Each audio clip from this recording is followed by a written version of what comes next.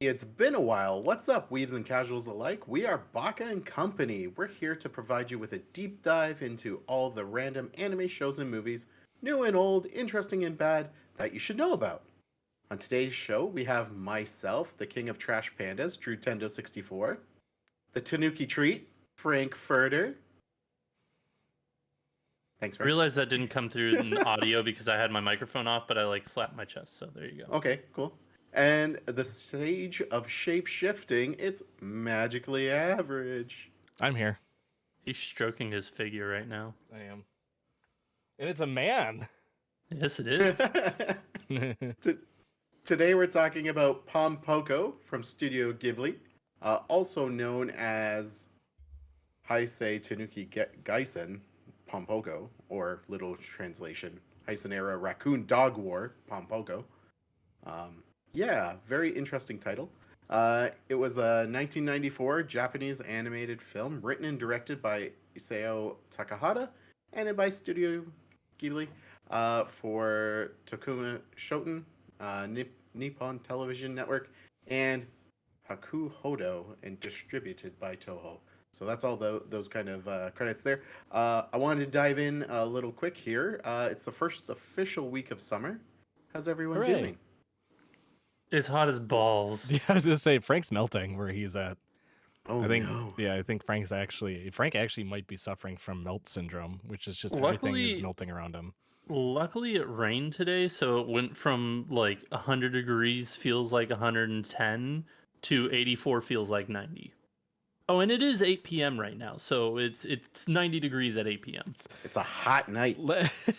That's so crazy. It is 75 by me. I It's hate you. 9 p.m. Yeah, I would mine's take about the that. same. Yeah, that's 75 at this time is hot for me. It's warm. It's Gets all y'all. that global warming and all of the humans taking over the land and destroying things, right, Drew? Well, impartial, yes, but also forest fires for Oh. my Canadian chums. Yeah. That too. I know. was trying to segue back into the movie. but I you went- know. You went real world and it got real dark and now I'm sad. Had the perfect segue, and Drew's just like, skirt, Yeah. no, back. Drew hopped on his Segway and fell right into the ocean. I wish I had a segue. You Directed would by wish you had a Segway. directed by Isao Takahata, who was also the musical director for Kiki's Delivery Service, a producer on Castle in the Sky, and his original directorial debut for Ghibli was on Grave of the Fireflies. If you want to watch that and cry your heart out, go for it. You know who Ghibli is. We don't need to dance around that, dive into that, and if you don't, start with Pom Poko. It can only go up from here. Yeah. Yeah, that's a good way of putting it. Also, Drew, well, Drew unless you haven't start with some of the later ones. you haven't been around lately, but we're inclusive on the channel now, so we say Ghibli or Ghibli. Oh, we do say Ghibli. that every time. We say Okay. Ghibli or I Ghibli, grew up saying Ghibli. and I grew up I- saying Ghibli. Okay, get your jibs, get your gibs. Gibbs and jibs and jabs. All the Yeah, above. but it's not gabbly. So It's Jabbly. That Studio Jabbly, she. I was like, why did you turn like 50s newscaster? Extra. I don't know. Anyway. Watch out for Hitler. He's a bad egg. Or the raccoons, they'll trick you Yeah. So into giving them food. the story know. begins in Yeah, I don't know 1960s Japan when a group of Tanuki are threatened by a gigantic suburban development project called New Tama.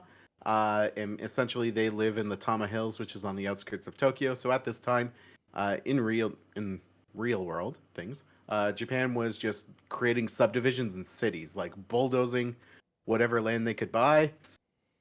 And there you go. You had a town in the span of years, essentially. Pretty much what's happening here is it's FernGully, but with raccoons. The story resumes early in the 90s, where these raccoons they got magic, right? They start transforming, and in order to see who's dominant and who's going to get the most food, they Bro, decide. I have not heard of FernGully in a goddamn. It is like FernGully. Just expect Oh to pull my that out of your ass. God. It is not Oh my rewind God. and talk about it. Holy It is like FernGully. Where's Tim Curry? He's Yeah, replaced by right? J.K. Simmons in this one. Oh God. No, oh, did you watch the English one? Yeah, I did. Oh, It's I watched the wild. Japanese one. Oh, Japanese watched one the was English one's crazy. wild. I watched the English one as well. It was wild, but also it took me like 10 minutes because at the beginning it sounds like the narrator is like they have the narrator and it's like this Yep. person talking. I was like, cool. It sounds like Eugene Levy. And then like 10 minutes into the movie, it pivots to like another voice. I'm like, who is actually voicing this? And I had to look it up. I don't actually remember who it is. I have Spoiler it. alert, it's not Eugene Levy. I would have loved if it was Eugene Levy. This movie narrated by Eugene Levy would have been fucking it would have been better. fantastic. It's not that surprising. Like Liam Neeson is in Ponyo. So It's there's been crazier things. It's Maurice LaMarche. Oh my God, He's- it's Maurice LaMarche? Yeah. Yeah, it was great still, but I like for a Well, you second guys- I thought it was. You guys know who Maurice fucking- LaMarche is, right? It's the brain from Pinky and the Brain. Yeah, he's the brain. He's voices like half the characters on Futurama. If you ever hear one of those disgusting like barf noises on Futurama, that's him. He's also, incredible. Hedonism bot, right? Yes, he's Hedonism Bot. Yeah. Yes. Yeah. He's Hedonism Bot. He's Kiff Croker. He's so many freaking characters. I love Maurice LaMarche. You That's want- crazy. you I wanna want to know watch the something English even one now. better. What? You want to know something even better? The raccoon that's obsessed with going to war, like the leader or whatever. Ganto? Yeah. Yeah. Gonta. Gonta, yeah, He is whatever. voiced by the same voice actor of Mr. Krabs. No.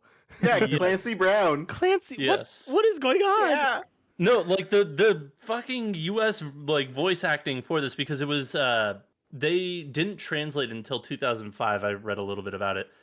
When Disney got all of like the rights for distribution, Disney did the dub for it because it previously wasn't. And yeah, they just have a stacked fucking cast That's for crazy. this English dub. It's insane. That's crazy.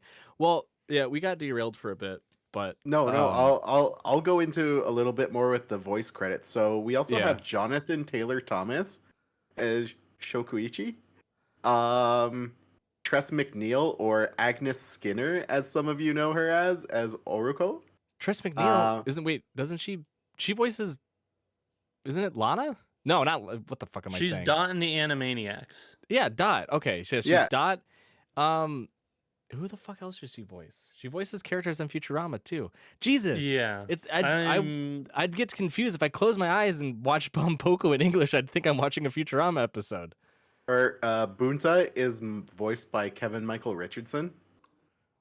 Okay, not familiar by name.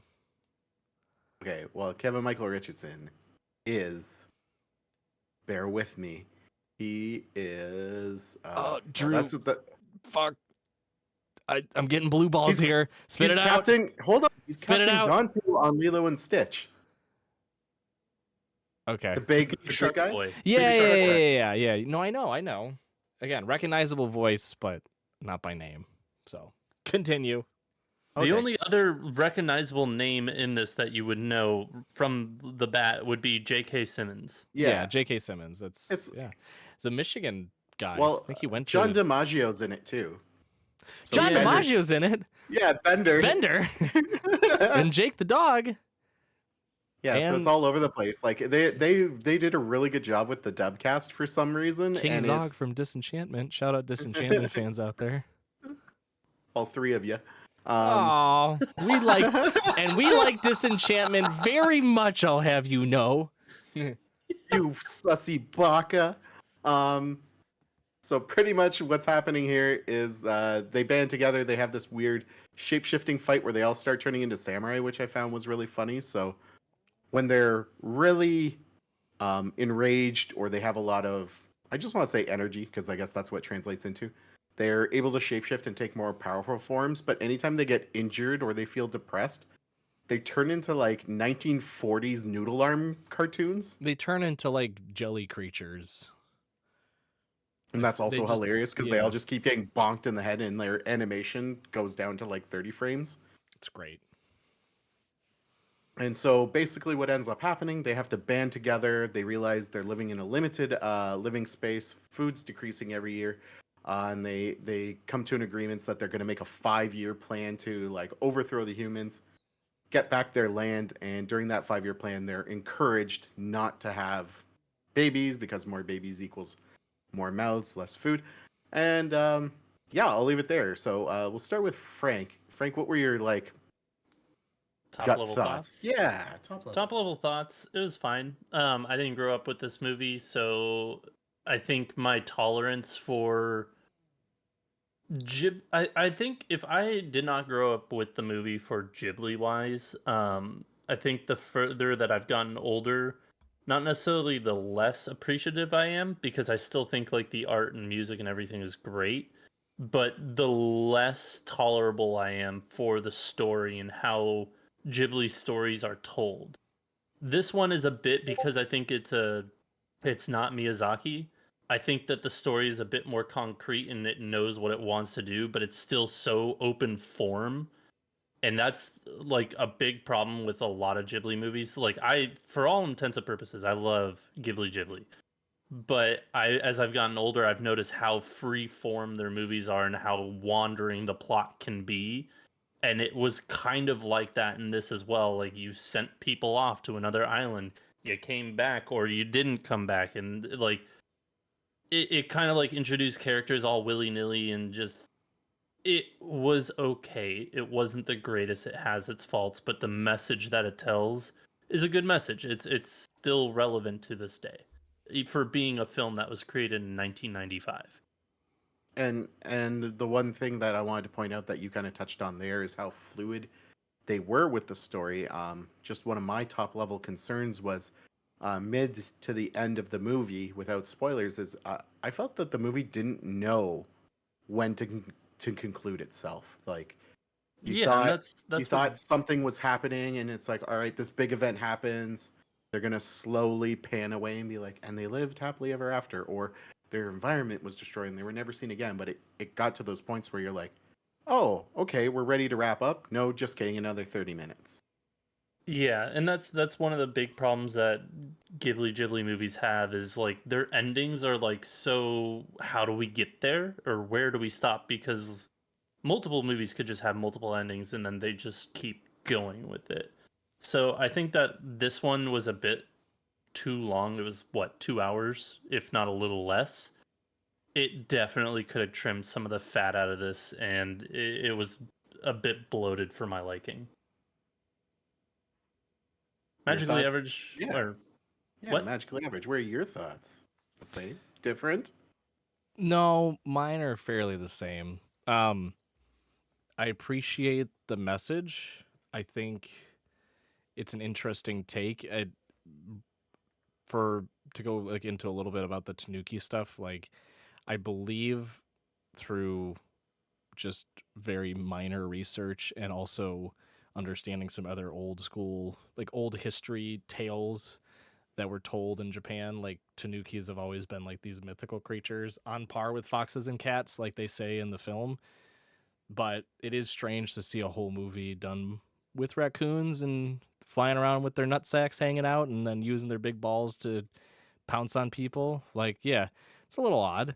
Sometimes you forget the messages like industrialization and, globalization and, trying to conserve the environment and things like that when you're just, you got a screen full of nutsack. But it to what Frank was saying though, like I appreciate Ghibli films for the message they're trying to convey, but the manner in which it's told sometimes can be lost with how fantastical the actual spectacle is.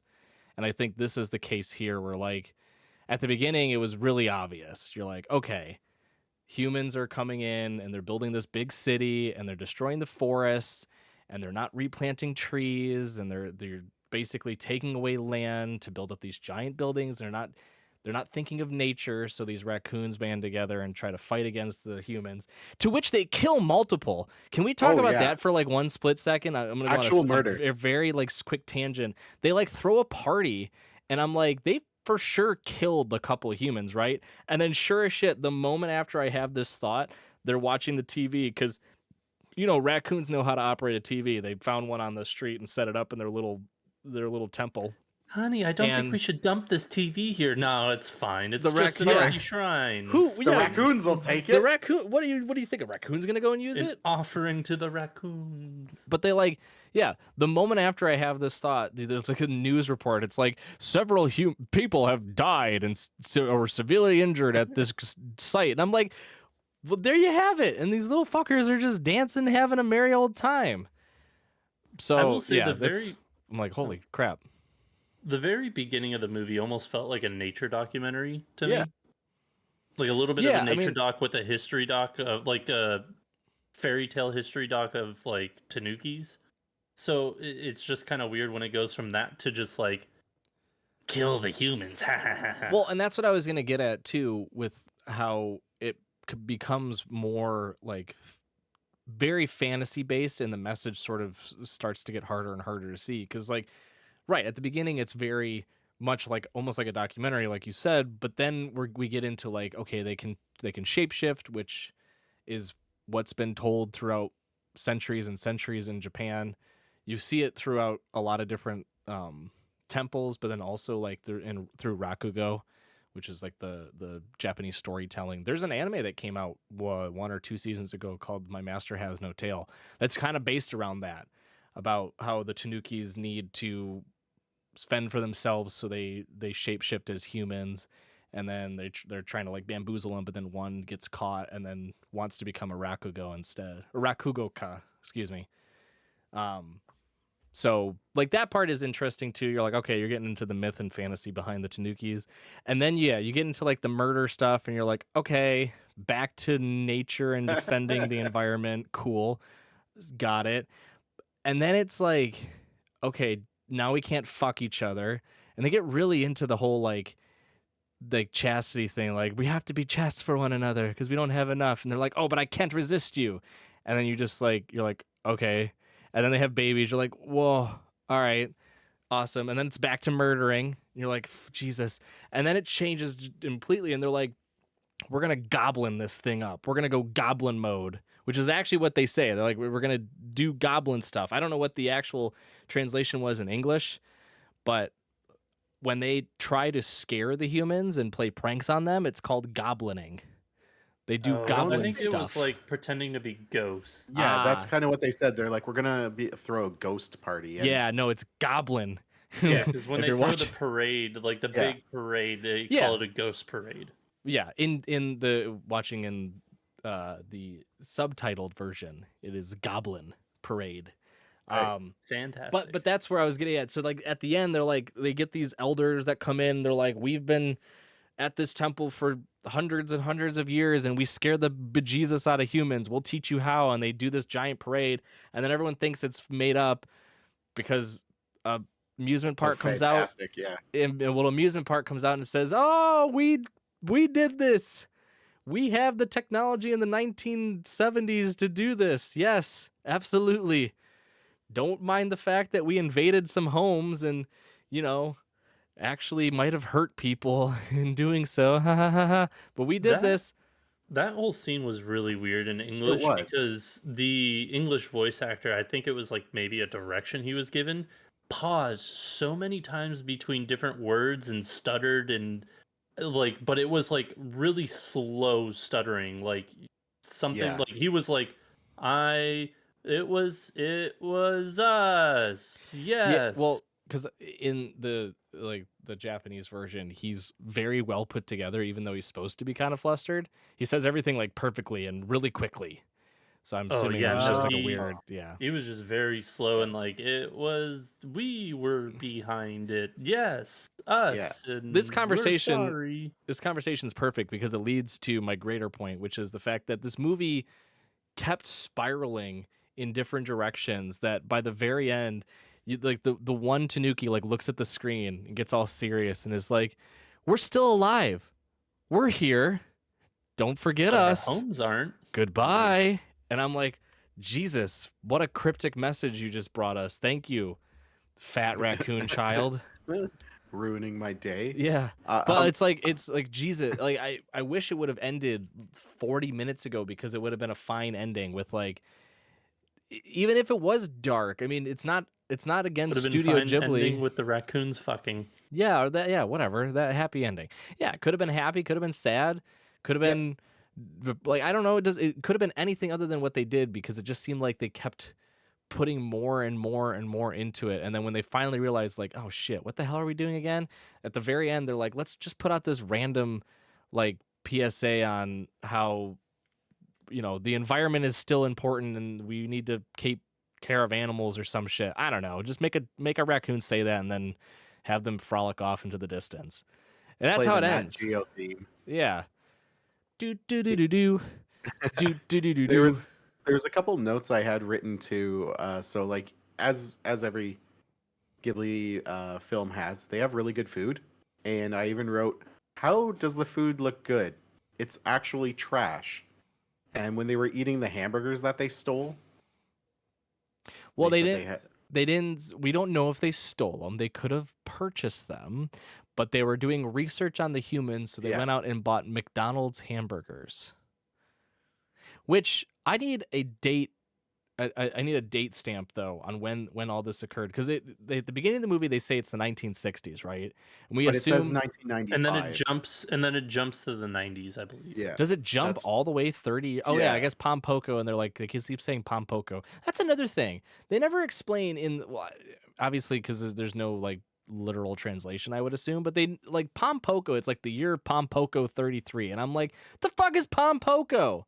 What is So this? I don't know what the year is, but according to the research that I did, aka the Wikipedia, Pom Poko is the sound of the tanuki banging on their bellies. It's the sound that their bellies make when they pound like drum on their bellies. Pom Poko, that is like Pom Poko is the sound when they drum on their bellies, and that's what it is. I don't know But why they say the year of Pom Poko 33 or whatever, but 33 I years since they assume discovered how to do it. I don't know. yeah, or 33 years since the humans invaded is what I assume. Oh Since they yeah. were or no, is it because of the year of the when that war started between the two whatever. It doesn't Oh, matter. okay. I don't care much. But anyway, I need a date stamp though on when McDonald's made it to Japan because I didn't think it was until like I'll look it up. the early 2000s, I thought. I could be totally wrong. No, I don't know. I thought it was the 90s, Maybe. even mid to early. But Maybe. a couple of my other notes were too I've got a was year real quick. okay, yeah, go for it. 1971. Oh Oh wow, wow. All right, They were way fast. earlier. Yeah. For some reason they're I an thought establishment. Did not begin advertising until 1973. okay. Oh, Interesting. So, there you go. Well, we're sorry, Japan, for infiltrating your country with Shit food. our delicious, yeah. delicious However, French fries. however, I will say they have made it infinitely better. I've had McDonald's a number of times in Japan, and wow, they definitely follow their own rules, and they don't use the grade E beef or whatever we use here in the U.S. You know, You mean, and like I will say horse though, hooves? yeah, that I will say though, this is a McDonald's tangent now, and I don't mind this. Either. This is a McDonald's podcast.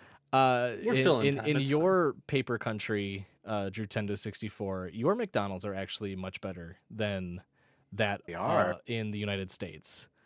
Yeah, Yeah. actually, a young 2D pencil crayon Drutendo worked for McDonald's, and that's why I learned like all the suppliers and stuff. So like the beef in Canada is certified grade A beef. And the ongoing joke was that no, that's just the company who makes it was called certified grade A beef. But as I worked there longer, I had access to different manuals and training, and I actually found the supplier, and it's like a very reputable supplier. So I was like, oh my god, like, and we actually had a heavy. They did heavy weightlifting for the Olympics. One of the Olympians worked as a manager at a McDonald's, like in our area, Hot and damn. all she ate was quarter pounder patties. God Like, damn. Damn. Yeah, she Yeah. was a beast. It was The crazy. only people that are competing eating McDonald's in the United States are competing for early deaths. So That's Womp womp. yeah, that's about it here. The Well, hot dog guy. on a happier tangent, um, you guys, how about the master who tries to teach them a lesson by letting them sit on his ball sack when Is he they're on the big red carpet? He Yeah, wanted. is he also the one that goes crazy and becomes like a dance cult leader? I can't remember if that was him. No, it was that's the other one. another Okay. master. Yeah. He's the one Um, that doesn't he have like a He's just he has a medical episode and dies. Yeah. no. Okay. It's no. I thought that was the other one. I didn't think that was the. Oh Oh. no, it is. Yeah, because it's right. You're right. It is him because he comes to train them and he wants them to be like less gullible, right? I don't know. There's so I many. forget. There's Something so like many that, or masters. toughen up essentially, Yeah. because like he's saying like, oh, my neck of the woods, you would scare them and then they'd give you offerings. No, that's and a they would- that's a different one still. Are you talking? Oh well. The crazy dance one. There was 3 masters that traveled in. They flew on their nutsacks, and No, then they flew on a boat. they flew in a boat. You're right, Made of and then nutsacks. made of No, probably it was a regular nutsacks. boat. Well, you don't know that. Did you A taste regular it? nutsack boat. Yeah. And dressed up like grandpas that lived their high life in the 70s. Yes, Which is they were wonderful. awesome. They were all like Yeah. mini Master Roshis. Yeah. And one was like the very nice, happy grandpa. One was the mean asshole grandpa, and one was the psychotic grandpa. And the mean asshole grandpa was the one that died. Yeah. Yeah, using all his spirit energy. Yeah, to I don't know, do some Scare ninjutsu, people. whatever bullshit. The ghost parade. Yeah. Goblin. The It's other Goblin Parade. Gabagool. How about that? That's a different parade. Best of both worlds. No, I don't want Gabagool. The Gabagool parade. No. My last- Watch out. I don't want it. My last 2 notes are there's one point where they're transforming and they all do like a common rider henshin transformation pose. So they all like touch their stomachs, they cross one arm to the right, and then they raise another arm over their head and do like a pose, and then they transform. Fusion. Yeah. And then my other comment was there's the funeral for that master, right? And it Yeah. reminded me of the Land of the Lustrious, where they have that cloud of enemies come down and they're all shooting arrows and stuff. Spoiler alert, Tyler wasn't here for that. I know. Yeah, I wasn't here for But that. you haven't seen it? You haven't watched Land of the Lustrious? Spoiler alert. Apparently my name is Tyler now. Sorry, Oh, magically average. That Ooh. doesn't matter. I know. I'm like The amount of he's- times I just say your name and just I podcast. know. Just always That is doxing me. Yep. I wanted to talk a little bit more about the transformation stuff because yeah. I find it really interesting. I love the idea that these raccoons, because they're so shifty and they're like little ninjas basically, that they have that capability to shapeshift and change form and do all that fun stuff. And the one thing that pissed me off the most though is that they just kept using this as a throw off, but they're like, some can't. I'm like, okay, what does that mean? They're like, well, it's just some can't. How come? Do they not have enough chakra? Do they not have their soul points aligned? No, they just can't. They're just raccoon dogs. Cool. Got it. Fun stuff. Because it ends up being a big plot point in the movie at one point. Well, across a number of plot points, I would say. That like they're trying to determine, okay, are we just going to leave? Actually, no. I scratched that. This is the biggest plot point in the movie. Because at the very end, when the Goblin Parade doesn't work, and they're like, well, fuck, what are we going to do? Do we start killing? Do we just run for our lives? What's the plan? They're like, you know what? We have to either join the humans or get eradicated by them. And then they're like, well, let's do the better of the two and just kind of survive on our own in any way we can. But how do we keep care of the ones that can't transform? I know. Let's send them out on the death boat. The boat that No. So the death boat was the crazy old 999-year-old Tanuki who went fucking senile And he was just like, "Come, followers, let's go dance on this boat into Mordor." I thought, but they were also the ones that couldn't transform, though. Not all of them couldn't transform. Yeah, it was like some of. Okay, Like it was a so- It was mix just and a match. group of Tanuki that just went crazy Either- after the parade phase. Either I had a stroke before that point, or I just got really bored and wasn't paying attention, because watching the subtitled version, at no point do they mention that this dude created a mini cult within the group and went off to the boat. The way it was described in the subtitled version was, oh, we split into groups. We split into groups that can't do literal dick for themselves, and then the Tanukis that can do something for themselves. And those that could do something were trying to support each other, but the other ones were like, nah, we're going to go on in the pleasure craft and just fucking off ourselves. And they just rode off into the goddamn nighttime, never to be seen again, except for the narrator goes, and then they died in the mist. And I'm like, fucking hell. Yep. Oh, okay, well, yeah, so that's all we another learned. point where the movie could have ended. Yeah. Well, so, but going back to my original question, though, is like, why would they not explain, because it ends up being a big piece to the story, why would they not explain why some of them could not transform? Because at one point they're like, oh, all Tanukis can. If you're a basic, to do basic ones, you put a little leaf on your head and then you focus and you can transform, and then when you get better you don't have to do that. And then the really good ones can transform into more like intricate things like humans, and then the really, really good ones can hold those shapes for a long period of time. They don't take the time to go, oh, the fucking dumbass ones just are stupid and they can't do fuck all, so we just If I had to kick them. If I had to guess, it'd be because they hadn't done it in for so long. Genetically, it just left. But they had a war with each other and they transformed in the 60s. Yeah, and but 30 it doesn't. years for rodents go by and they don't do any of They it. didn't change at all. In 30 years, their appearances didn't change fuck all. 30 It years. doesn't mean- And also, 30 years is not a long time, because that one old senile crazy man was 999 years old. True. So I was 30 thinking- years is not a very long time. 30 years is like 3 years to them. Okay, but I was thinking, like, how long do raccoons actually, like, last? Because I was thinking, yeah, 30 years. What raccoons do you see flying in the air with their nutsacks out? You can't All of use... Every single one. I don't want to live in the state that you live in. I already knew I didn't want to, but I for sure as shit don't want to now. Don't want to. No, I don't want to now. I don't like- want to live there.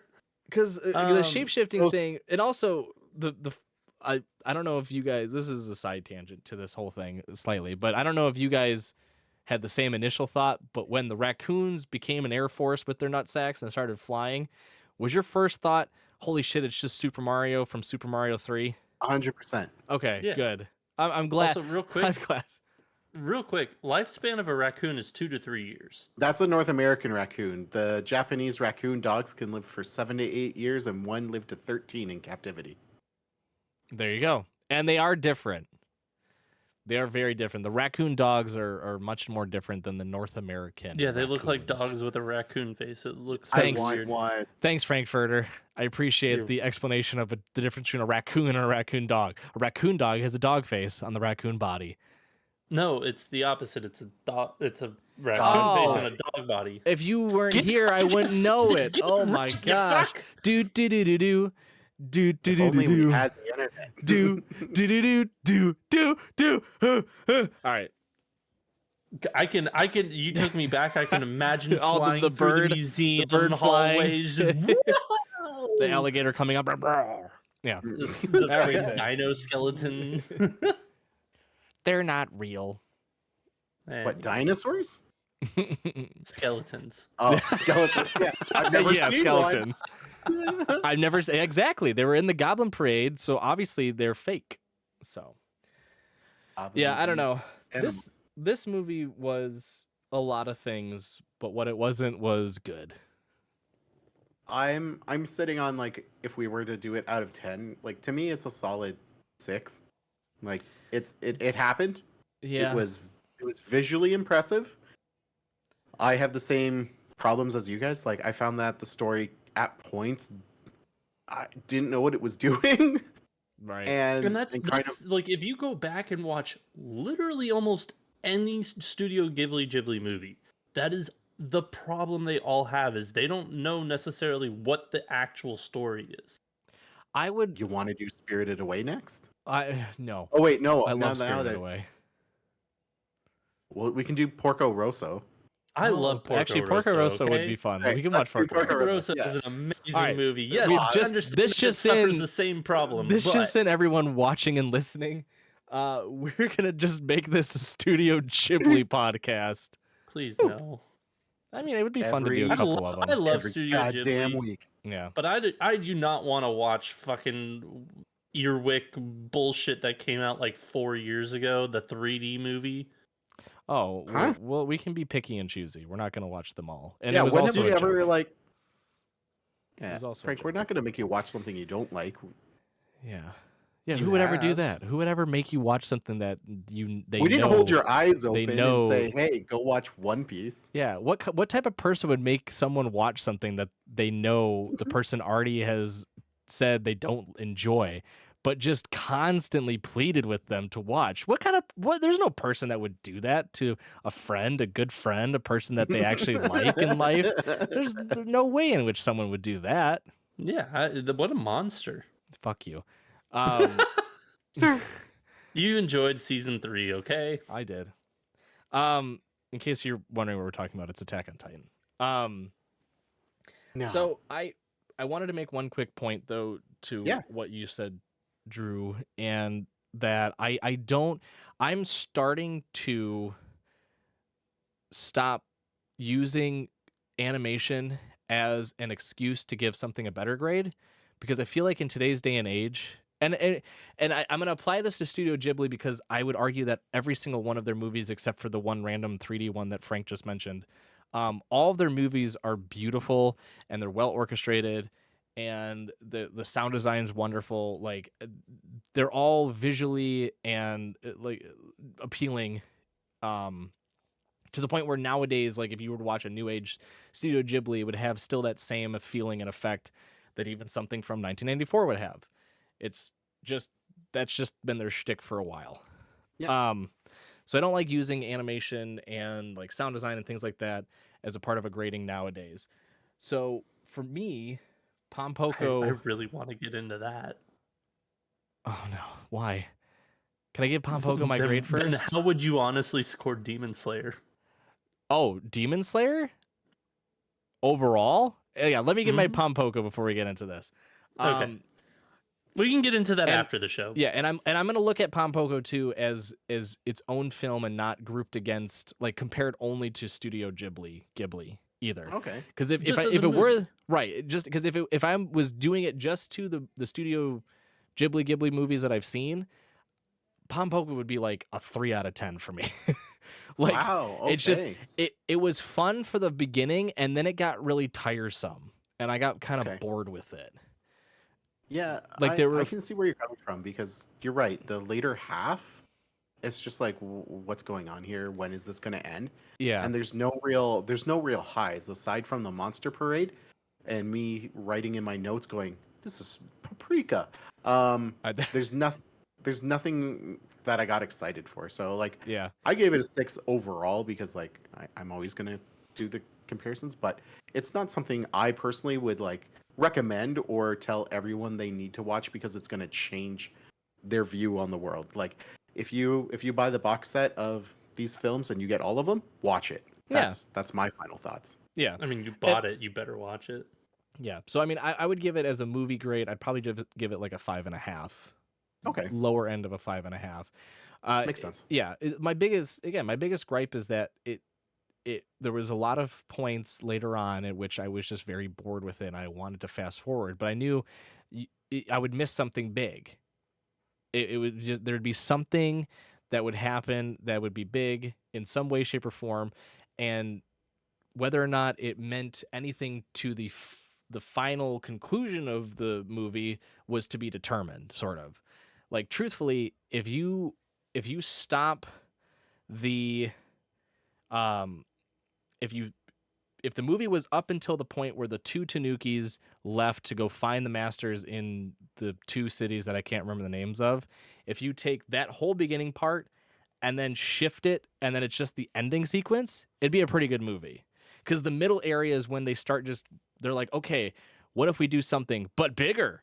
What if we do this but bigger? How about we do it this way? Killed people? But bigger. Yeah. It was basically just like we killed 3 people. Let's now try killing 10 and then 30. And then they're like, okay, well, no. Let's calm down. We've kind of tricked 2 people. What if we trick 5 people and then 20 people and then a whole town of people? Like they kept building and it wasn't entertaining. It was just kind of like, it was very tedious. So that's just my biggest gripe with it. Again, it's a Studio Ghibli. People are probably annoyed that we do that, but I don't care. Film, so it was still really appealing to look at, and the sound design and the music was wonderful. But again, I don't like using those as a crutch for grading. So I'm gonna stick with my 5.5 and move along. I'm gonna go right in between y'all at a 5.75 because I was gonna say 5.5 as well. You would be the hot dog between the bun that Drew and I have created. Yeah, I would. You fucking creep. But no, I mean, from the criticisms that I had at the very beginning of the top thoughts, like it doesn't know what it wants to be until it's like, we're gonna break the fourth wall, look at the camera, and be like, hey, boys and girls, we're still expanding. We haven't died. Where do you think we are now? The world may never know. Like, it's under like, your beds. There's so much fat to trim in this movie. Like, we didn't even discuss the scene where the fox comes in and tries to bring the Tanuki to work for the theme park and literally brings him to like a fox strip club or like it was a brothel. A brothel. Yeah, I couldn't think of the word. Thank you. Like, we didn't even touch upon that. Like, this movie was just everywhere. It was everywhere and it didn't need to be. And it just, I don't know. Like, again, it's a visual feast for the eyes. It's always going to be when you're dealing with Ghibli, but it can only save it for so much. And it's just, it's fine. The movie was fine. There's nothing inherently bad about it, but there's nothing inherently great about it. It's fine. So, that's my thoughts. Fine. Yeah, I think final thoughts on it are, you know what, if you got nothing else to do but waste your 2 hours before a flight, watch it. If you're a diehard fan of this studio, I'm sorry, this is not their best showing. But if you ever want to see someone weaponize their ball sack, this is the movie for you. Boy, oh boy, do we have one for you to watch. So next we are going to watch Porco Rosso, which is fantastically amazing. I want to thank everyone for joining us today. If you have suggestions on what we should watch after Porco Rosso, send them our way by tweeting us at Baka&Co podcast on Twitter. We want to give a shout out to Akano for our SoundCloud on SoundCloud for our intro. Those are hard sentences to say. And until next time, have fun. Have a great day. And you guys can keep massaging your toys. We will. Thank you.